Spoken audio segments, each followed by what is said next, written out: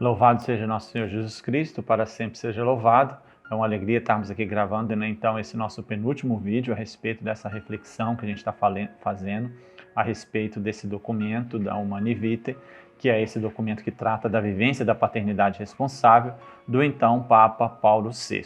Bom, no último vídeo, então, nós falamos ali das 4 características do amor esponsal, que é a totalidade, né, que é a liberdade, a exclusividade e a fecundidade.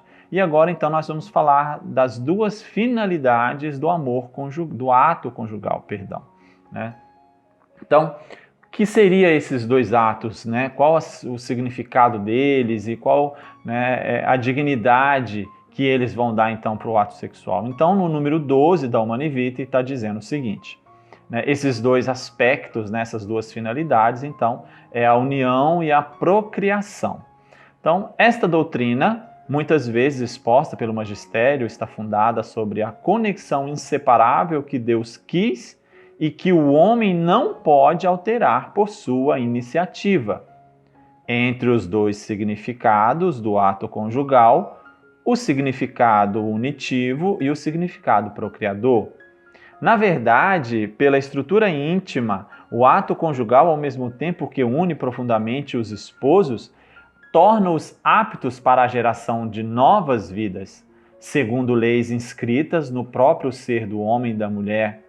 Salvaguardando estes 2 aspectos essenciais, o unitivo e o procriador, o ato conjugal conserva integralmente o sentido de amor mútuo e verdadeiro e a sua ordenação para a altíssima vocação do homem à paternidade. Nós pensamos que os homens do nosso tempo estão particularmente em condições de aprender o caráter profundamente razoável e humano deste princípio fundamental. Então, ou seja, o que o Papa estava querendo dizer? Né? Através desse ato, através do ato conjugal, quando o esposo e a esposa vão manifestar, né, um para o outro esse ápice, né, do seu amor, né, esse ápice desse chamado ao amor esponsal, né, essa totalidade, essa exclusividade, essa fecundidade, é no ato sexual que isso vai acontecer de forma mais esplêndida, né, de forma mais magnífica, da forma como Deus pensou, da forma como Deus planejou. Então, o aspecto unitivo, ele tem justamente esta função, né, de unir o casal, de ali, naquela união, naquela dignidade, um dizer para o outro, eu te recebo, né, de forma livre, de forma total, e quero, através dessa nossa união, através desse amor que eu manifesto por você, eu quero, então, que esse amor seja fecundo na vinda dos nossos filhos. Né? Então, o primeiro aspecto, né, do ato conjugal é justamente esse, a união, a aproximação do casal. Né? E aqui já mora um grande perigo, um grande problema. Né? A vida sexual de um casal, quando ela não é satisfatória, vamos dizer assim, né, ela já se torna um empecilho e muitas das vezes um aspecto que vai levar a uma crise matrimonial. Então é preciso, como também nós conversamos lá naquele vídeo sobre a sexualidade, é preciso que o casal converse, é preciso que o casal se entenda e dialogue a respeito do seu ato conjugal.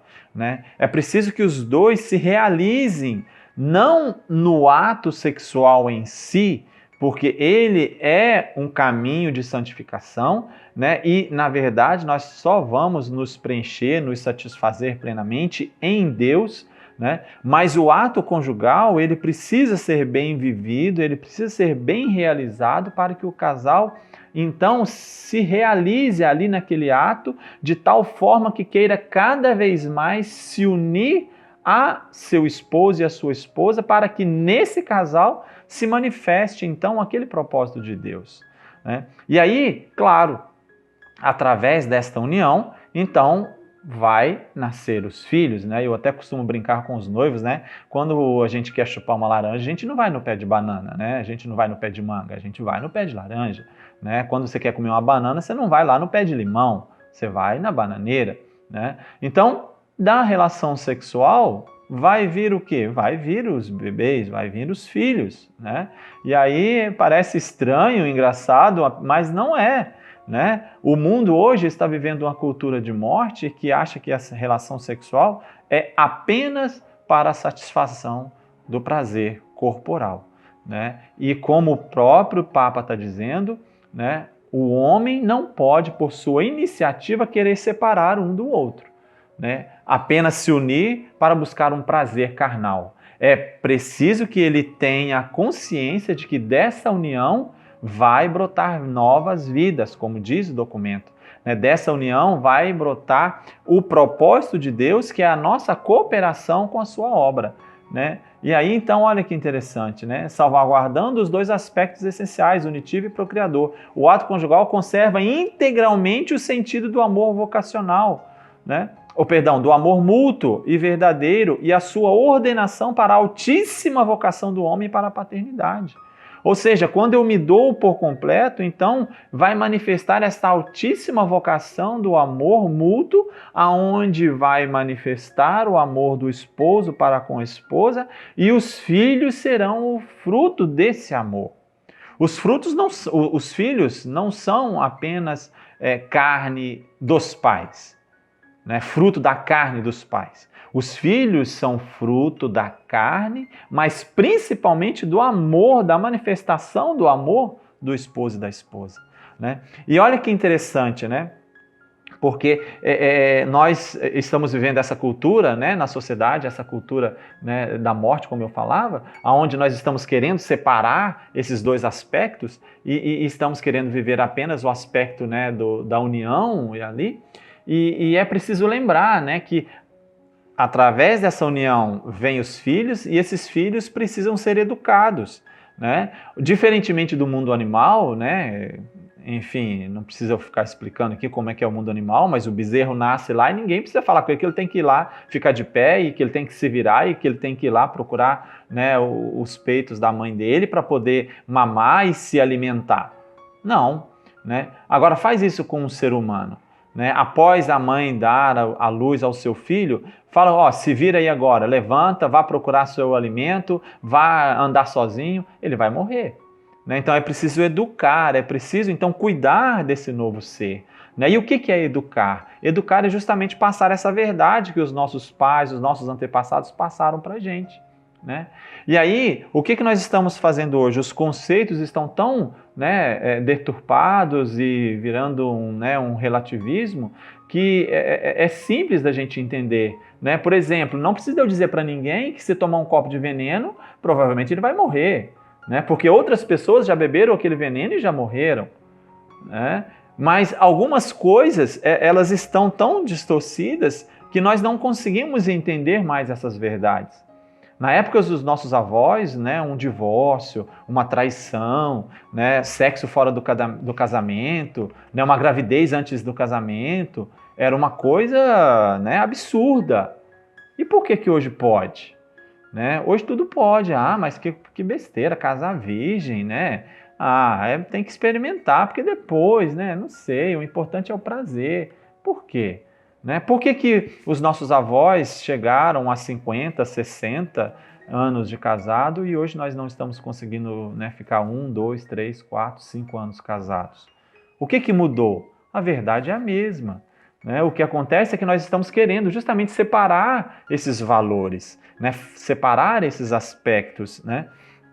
Então, e aí está a importância de nós educarmos os nossos filhos nessa verdade, porque os nossos filhos eles precisam crescer em um ambiente saudável, né, em um ambiente estável, onde tenha pai, mãe, né, que tenha proteção, que tenha confiança, para que eles possam então na hora que eles tiverem que tomar as rédeas do seu caminho, tomar as suas decisões, eles tomem as decisões baseadas na verdade, baseadas na moral.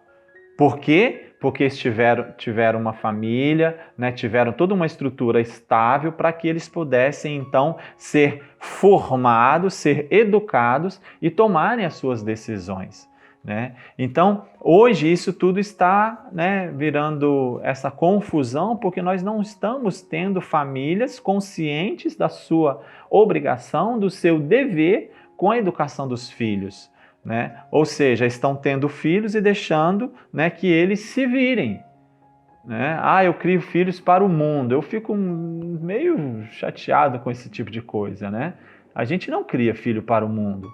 A gente cria filho para Deus, para habitar o mundo e fazer a diferença no mundo, né? Então, nós não criamos filhos para que eles se virem. Então, os filhos, é preciso que nós percebamos nos filhos esse bem maior do matrimônio, né? Esse fruto do amor, da manifestação desse amor, dessa máxima vocação do homem e da mulher, né? Então, nós não podemos separar isso, porque quando nós, então, vivenciamos essa paternidade responsável, nós vamos ter a consciência de que o fruto da nossa união é os filhos, será, né, os filhos, e aí, então, nós vamos viver essa paternidade responsável de acordo com a vontade de Deus, né? Nós precisamos gerar filhos para o céu, né? Nós não vamos gerar filhos para o mundo, né, do jeito que está aí. Nós vamos gerar filhos para o céu, gerar filhos para Deus. Mas para que isso aconteça, é preciso que a gente tenha, então, essa responsabilidade, né, e essa dedicação, essa doação na educação dos nossos filhos. Porque é um dos deveres. Nós comentamos em um vídeo desse aí para trás, né, que isso é um dever dos pais, né? E no site da Canção Nova eu achei uma entrevista, né, uma reportagem, uma entrevista de formação do professor Felipe Aquino, e olha que interessante que ele fala então do ato conjugal, né? Ele vai um trechinho, claro que eu não vou ler todo, né? O tema da formação é a seguinte, ó: a harmonia sexual entre o casal é importante para o matrimônio. Está no site da Canção Nova, caso alguém queira, né, ler a reportagem toda, a formação toda, que é bem interessante. Ele diz o seguinte: o ato conjugal para o casal é a mais intensa manifestação do seu amor e é a celebração do amor afetivo e sensitivo. Portanto, não pode haver sexo sem profundo amor.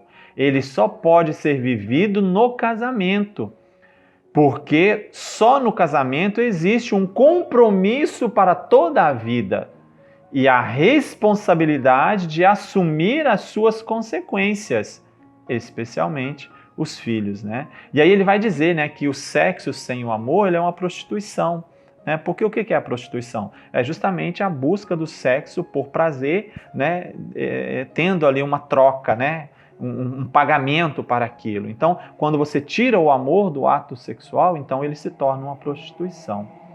É muito interessante, vale a pena vocês lerem. E aí depois mais embaixo ele vai dizer, né? Se ao criar todas as coisas Deus viu que tudo era bom, lá em Gênesis 1, né, versículo 10, também o sexo, já que foi feito com a bela finalidade de gerar a vida e unir os esposos. Se ele, o sexo, fosse sujo em si mesmo, a criança não poderia ser tão bela e inocente. Nossos filhos vieram ao mundo porque tivemos relações sexuais. A relação sexual na nossa cabeça está tão contaminada que às vezes a gente para e fica pensando, né? Aliás, a gente não consegue pensar que os nossos pais tiveram uma relação para que a gente existisse, né? Tamanho a perversão que virou os nossos pensamentos sexuais, né? E ele próprio está dizendo aqui, né? Como também nós já comentamos em outros vídeos, né? O sexo foi criado por Deus, por isso é uma coisa boa. Nós precisamos resgatar isso, né, com urgência. Então, nossos filhos vieram ao mundo porque tivemos uma relação sexual. Deus, na sua sabedoria, quis que, no auge da celebração do amor do casal, o filho fosse gerado, para que não fosse apenas carne da carne dos pais, mas amor do seu amor. Então, né, perceba essa dignidade, né? Como a gente pôde caminhar aí nessa nossa reflexão e tentar resgatar essa dignidade, né, do matrimônio, essa dignidade da paternidade, essa dignidade do ato conjugal. né? No próximo vídeo, então, a gente vai apresentar para vocês uma maneira de viver essa relação, né, esposo e esposa, mais próxima daquilo que é o projeto de Deus, né? Nós vamos apresentar para vocês, então, o método natural de ovulação Biris, que é o qual nós somos instrutores, somos usuários já há 10 anos. E aí vocês vão poder conhecer minha esposa, né? Aqueles que ainda não conhecem. Na descrição do vídeo tá a Luiz e Renata, acabou que ela não apareceu em nenhum, mas no último vídeo certamente vocês vão conhecê-la, aqueles que ainda não conhecem. Tá bom? Obrigado pela sua atenção. Se você não assinou o canal, assine o canal, né? Compartilhe se você gostou dos nossos vídeos, né? Acione o sininho para que você não perca nenhuma dessas formações e continue caminhando conosco nessa reflexão. Louvado seja nosso Senhor Jesus Cristo. Para sempre seja louvado.